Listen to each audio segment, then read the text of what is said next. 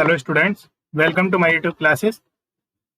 आज हम स्टार्ट करेंगे इंजीनियरिंग मैथमेटिक्स सेकंड, जो लास्ट ईयर में क्वेश्चन पेपर आया था उसके डिस्कशन करेंगे, क्या क्वेश्चन आए हैं। ठीक है, ये हमारा सेक्शन ए पार्ट जो कि 20 मार्क नंबर का है, और सेक्शन बी पार्ट में 3 क्वेश्चन हैं जो अटेम्प्ट करने हैं आउट ऑफ 5। ठीक है ना, ये पिछले साल का पैटर्न है, जो भी है इस साल का पैटर्न तुम्हारा 70 नंबर का पेपर होगा। तो ये सब बाकी क्वेश्चन देखते हैं, क्वेश्चन को क्या क्या है। देखिए, सेक्शन ए पार्ट में सबसे पहले क्वेश्चन है तुम्हारा कि find the differential equation which represents the family of straight line. एक ऐसी डिफरेंशियल इक्वेशन फाइंड आउट करनी है जो रिप्रेजेंट करती है family of straight line passing through the origin. ठीक है, तो ये क्वेश्चन किस तरह से अटेम्प्ट होगा हमें पता है। क्वेश्चन नंबर फर्स्ट का ये ए पार्ट है। हम जानते हैं family of straight line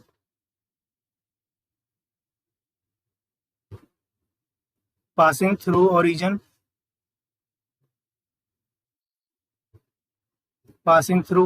is y equal to mx। ठीक है ना, पहली इक्वेशन हमें ये मिल गई। कोई भी स्ट्रेट लाइन जो ओरिजिन से पास होगी वो इस टाइप की होगी, y equal to mx type की। ठीक है ना, देन इसको डिफ्रेंशिएट कर दो, differentiate with respect to x। m क्या है इसमें, m कांस्टेंट है, x और y हमारी वेरिएबल है, तो ये हो जाएगा dy dx equal to m। m की वैल्यू सेकंड से उठा के फर्स्ट में पुट कर दो, तो फ्रॉम फर्स्ट एंड सेकंड ये हो जाएगा तुम्हारा y equal to dy dx into x.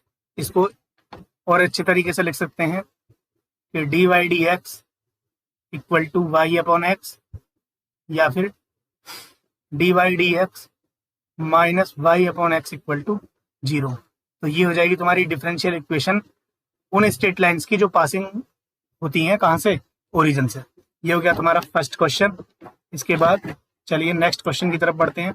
Next question है state the criteria for linearly independent solution of the homogeneous linear nth order differential equation. ठीक है ना, हमें क्राइटेरिया लिखना है कि कब वो सॉल्यूशंस इंडिपेंडेंट होते हैं nth order linear differential equation. तो देखिए, इसका जो सेकंड पार्ट है, तो nth order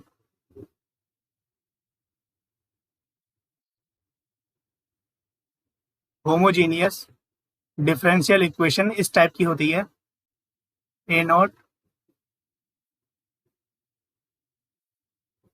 plus a one. nth order है तो nth डेरिवेटिव तो रहा होगा, और n-1 भी होगा या नहीं होगा वो डिपेंड करता है a1 पे, है ना। तो ये सब आएंगे, ये क्या हो जाएगी तुम्हारी होमोजीनियस, क्योंकि लेफ्ट हैंड में क्या हो जाएगा 0। ठीक है ना, तो ये है तुम्हारी homogeneous differential equation of nth order. ठीक है ना, लेट y1, इसके कितने सॉल्यूशन होंगे, इसके n सॉल्यूशन होंगे, y1 y2 dot dot yn are n solution, then these solution are li मतलब linearly independent, linearly independent if इनका रॉन स्किन, यानी Wronskian y1 y2 y3 और yn इक्वल टू, ये होता है डिटर्मिनेंट ऑफ यहाँ y1 यहाँ y2 और डॉट डॉट yn। यहाँ पे y का फर्स्ट डेरिवेटिव y1 का, यहाँ y2 का फर्स्ट डेरिवेटिव, यहाँ yn का फर्स्ट डेरिवेटिव। ऐसे ये चलता जाएगा, यहाँ y1 का n-1 डेरिवेटिव, यहाँ y2 का n-1 डेरिवेटिव, और ये yn का n-1 डेरिवेटिव इक्वल टू होना चाहिए नॉन जीरो के, तो ये li कहलाएंगे। और अगर ये 0 के इक्वल हो गया तो ld, अदरवाइज कॉल्ड ld। तो ये हो गया क्राइटेरिया, जो nth order linear differential equation होगी उसके जो n सॉल्यूशन होंगे वो li कहलाएंगे। अगर ये तुम्हारा रॉन स्किन क्या हो जाए, तुम्हारा नॉन जीरो, और अगर ये 0 हो गया तो एल डी। ठीक है, तो ये गया तुम्हारा क्वेश्चन नंबर 2। इसके बाद देखिए ये वाला क्वेश्चन, फर्स्ट का सी पार्ट और फर्स्ट का डी पार्ट तुम्हारे सिलेबस में है नहीं। ठीक है ना, फर्स्ट का सी और फर्स्ट का डी इनको हटा दो। उसके बाद टेस्ट द सीरीज, इस सीरीज को टेस्ट करना है। फर्स्ट का ई पार्ट, सीरीज है तुम्हारी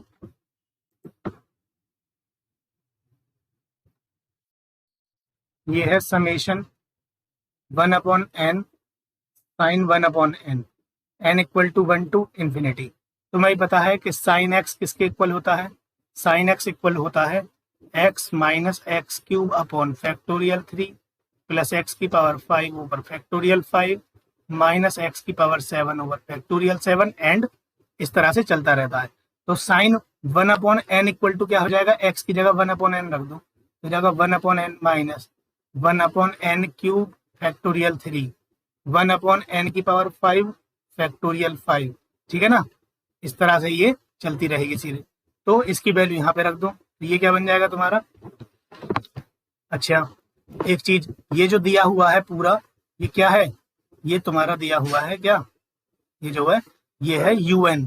ठीक है ना, तो ये series n equal to 1 to infinity, ये un ही तो है। इसका मतलब un कितना दिया हुआ है, un है तुम्हारा 1/n साइन 1/n, इसकी वैल्यू रख दो साइन 1/n की ऊपर से, ये जाएगी 1/n minus 1/n cube factorial 3 plus dot dot dot, इसमें से 1/n कॉमन ले लेंगे तो 1/n स्क्वायर बाहर आ जाएगा, 1 minus n cube factorial 3 plus 1/n की पावर 5, n क्यूब की जगह यहाँ n स्क्वायर बचेगा, सॉरी इसको ठीक कर लेते हैं, यहाँ बचेगा n square factorial 3 plus 1/n की power 4 factorial 5 and so on. ठीक है, इसके बाद देखिए ये तो है un, इसके बाद मुझे vn सेलेक्ट करना है। तो vn किस तरह से सेलेक्ट करेंगे, vn इक्वल टू ये जो टर्म बची हुई है इसको मान लो vn, यहाँ से कॉमन निकालने के बाद तो un हो गई ये, vn हो गया ये। अगर un बटे vn की लिमिट फाइनाइट आ गई, limit n tends to infinity un upon vn करेंगे तो देखो ये वाली टर्म आपस में कैंसिल आउट हो जाएगी, बचेगा तुम्हारा limit n tends to infinity 1 minus 1/n square factorial 3 plus 1/n की पावर 4 फैक्टोरियल 5 माइनस 1/n की पावर 6 फैक्टोरियल 7। इस तरह से ये बचेंगे, आगे की टर्म मैंने लिखी नहीं है यहाँ पे। अब इसके n टेंस टू इन्फिनिटी लगाओगे तो जाएगा 1 माइनस 1 अपॉन ये इन्फिनिटी हो जाएगा यहाँ पे, प्लस सब जगह नीचे इन्फिनिटी माइनस 1/इन्फिनिटी, बाकी सब की टर्म के नीचे 1/इन्फिनिटी, वो तो 0 हो जाएगा, बचेगा 1। ठीक है ना, जो कि कैसा है, finite and non zero.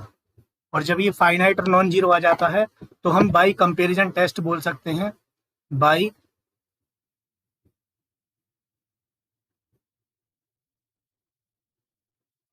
Comparison test. जैसा नेचर un का होगा वैसा ही नेचर bn का होगा, will converge and diverge together, यानी कन्वर्ज करेंगे तो दोनों एक साथ करेंगे और डाइवर्ज करेंगे तो दोनों एक साथ करेंगे। अब हमें ये देखना है कि vn कैसा है, तो vn इक्वल टू क्या आया था, vn इक्वल टू आया था 1/n स्क्वायर। अगर मैं इसकी सीरीज बनाऊंगा तो ये हो जाएगी vn equal to series 1/n square, यानी यहाँ p की वैल्यू कितनी आ गई 2 बाई पी टेस्ट। ये सीरीज कैसी हो जाएगी, कन्वर्जेंट। ठीक है ना, क्योंकि p की वैल्यू अगर 1 से बड़ी हो जाती है तो कन्वर्जेंट, और 1 या 1 से छोटी रहती है, 1 या 1 से छोटी रहती है इस कंडीशन में डाइवर्जेंट। ठीक है ना, ये सीरीज p टेस्ट ये था ना 1/n की पावर p। ठीक है ना, अगर p 1 से बड़ी है तो कन्वर्जेंट, अदरवाइज अगर p 1 या 1 से छोटी है तो डाइवर्जेंट। तो vn कैसा आ गया, कन्वर्जेंट। इसका मतलब un भी कैसा होगा, यहाँ से इंप्लाई हो गया un भी कैसा होगा, कन्वर्जेंट। तो ऊपर वाली सीरीज कैसी हो जाएगी, कन्वर्जेंट।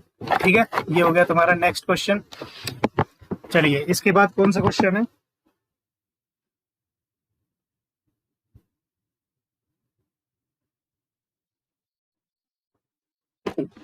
इसके बाद है तुम्हारा क्वेश्चन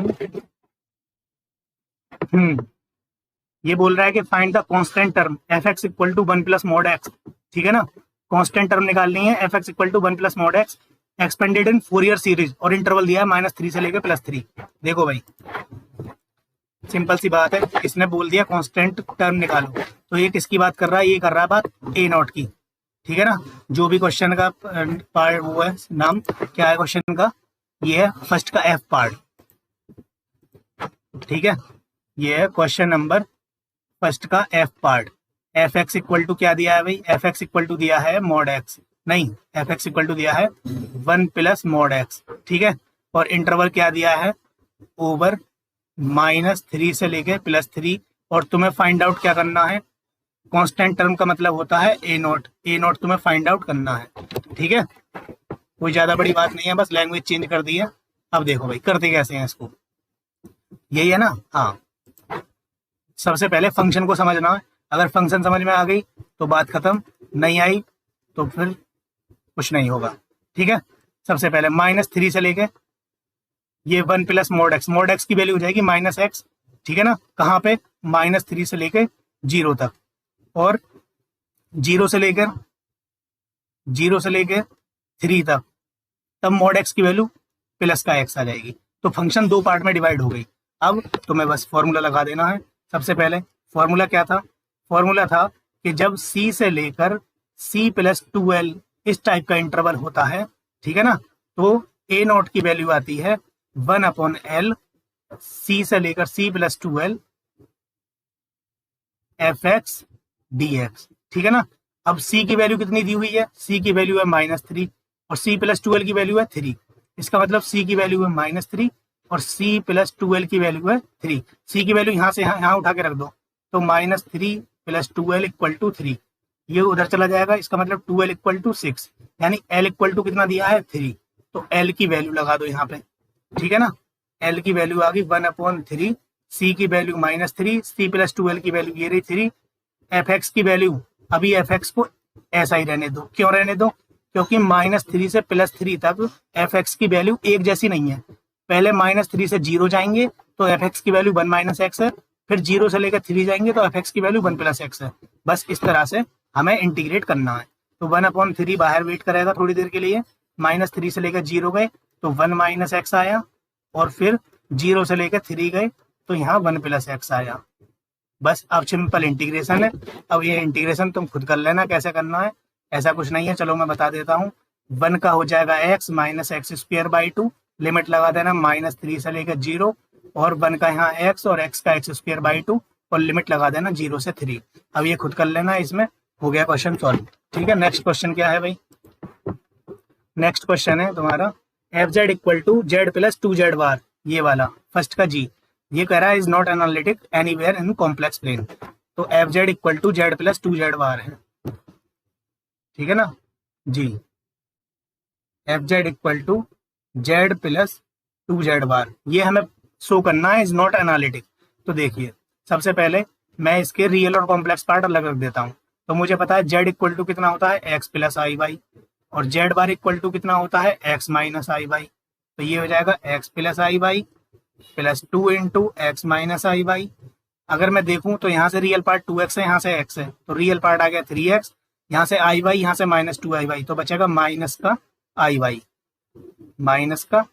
-iy। इसका मतलब ये आ गया fz = दिस, ठीक है ना। इसका मतलब जो रियल पार्ट है u + ib की फॉर्म में आ गया। इसका मतलब रियल पार्ट कितना आया 3x, और इमेजिनरी पार्ट कितना आया -y। देखिए अगर कोई फंक्शन एनालिटिक होती है तो CR इक्वेशन सेटिस्फाई होती है। अगर CR इक्वेशन देखूं तो del u over del x कितना आया 3, और del u over del y कितना आया 0। ऐसे ही del b over del x कितना आया 0, और del b over del y कितना आया तुम्हारा -1। ux = vy होना चाहिए, ux = vy, ux = vy, ux की वैल्यू कितनी है 3 = -1। क्या ये कभी होगा, तो कहीं भी ये एग्जिस्ट नहीं करेगा, ठीक है ना। यानी किसी भी पॉइंट पे फंक्शन एनालिटिक नहीं होगी। यहां लिख देना since CR equation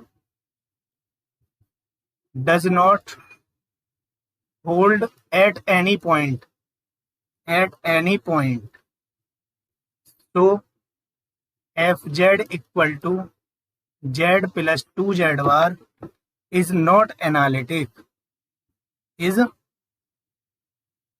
not analytic at any complex point, at any complex point. बात खत्म, ये हो गया question.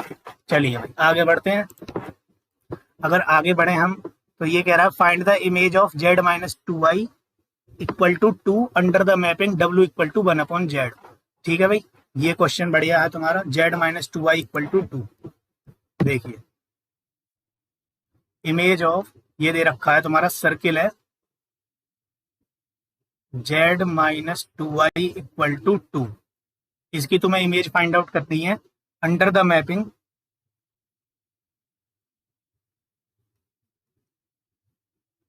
Mapping w equal to 1/z। ठीक है ना, इस मैपिंग के अंडर में इसकी इमेज फाइंड आउट करनी है। अब एक बात बताइए, ये वाला जो सर्किल दिया हुआ है इसमें z की वैल्यू लगाऊंगा तो ये हो जाएगा x plus i by minus 2y, बाहर लग रहा है मॉड इक्वल टू 2। सही है, यहाँ से आया तुम्हारा x एक जगह, i y माइनस 2 एक जगह, मॉड इक्वल टू 2। अब चलो नेक्स्ट पेज पे चलते हैं। ये आ रहा है तुम्हारा mod of x plus i y minus 2